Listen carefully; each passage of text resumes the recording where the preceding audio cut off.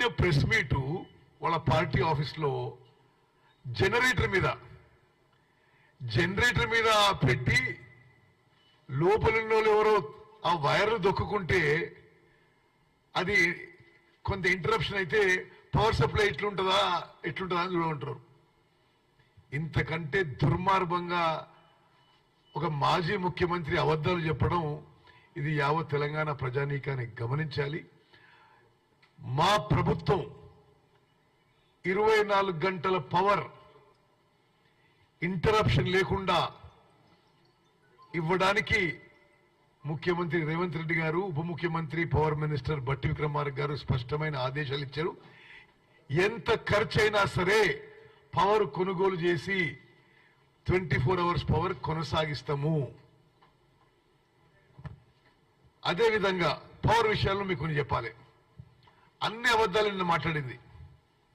నేను 5 ఏళ్లుగా పార్లమెంట్ సభ్యునిగా భారతదేశం యొక్క పార్లమెంట్ యొక్క ఎనర్జీకి సంబంధించిన పార్లమెంట్ కమిటీలో సభ్యుని, ఒక కీలక క్రియాశీలక పాత్ర పోషించిన వ్యక్తిని. నేనే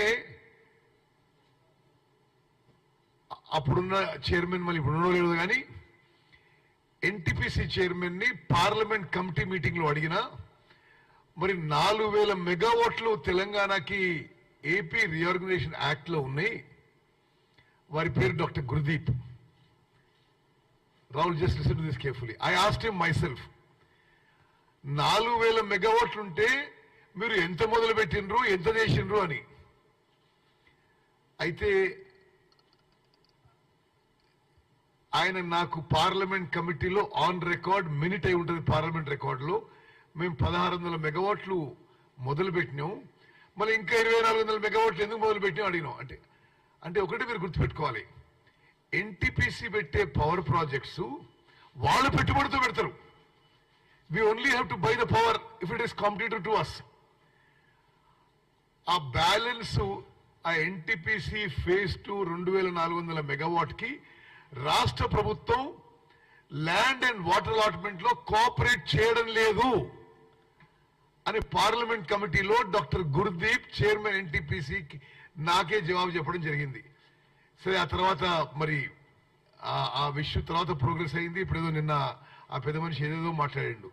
అంటే నిజంగా కూడా గత టిఆర్ఎస్ ప్రభుత్వం ఎన్టీపీసీతో కోఆపరేట్ చేసుంటే రాష్ట్ర ప్రభుత్వానికి రూపాయి పెట్టుబడి లేకుండా 4000 మెగావాట్ల పవర్ ఈ రోజు వరకు వచ్చేది.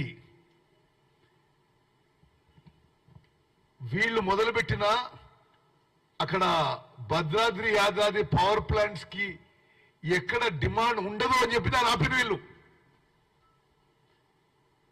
ఏదో అబద్ధాలు మాట్లాడుతున్నారు, ఏదో పెద్ద పెద్ద ఫిగర్లు మాట్లాడిండు. మేము వచ్చినప్పుడు 6000 7000 మెగావాట్లు ఉండే, మేము 14000 మెగావాట్లు చేసినామని. అన్ని అబద్ధాలే. వాళ్ళు పూర్తి చేసిన ఏకైక ప్రాజెక్టు, వాళ్ళు మొదలుపెట్టి పూర్తి చేసిన ఏకైక ప్రాజెక్టు భద్రాద్రి పవర్ ప్లాంట్. అది కూడా ఒక అవుట్డేటెడ్ సబ్ క్రిటికల్ టెక్నాలజీతో శాశ్వతంగా తెలంగాణ ప్రజలపై ఎక్కువ యూనిట్ కాస్ట్ వచ్చే ప్రాజెక్ట్ తప్పితే మరొకటి లేదు. ప్రతిపై ఎక్కువ శాతము సోలార్ పవర్ ప్రాజెక్ట్స్, అది 20% PLF మీద నడుస్తాయి. అవి ప్రైవేట్ పెట్టుబడులతో వచ్చినాయి. వీళ్ళ హయాంలో మొదలుపెట్టిన మరొక ప్రాజెక్టు, విద్యుత్ ప్రాజెక్టు లేదు అని చెప్పి మనం చేస్తున్నాం. యాదాద్రి పవర్ ప్రాజెక్టు 7 ఏళ్ల తరబడి కాస్ట్ ఓవర్ రన్ 3 ఇంతలు 4 ఇంతలు అయిపోయి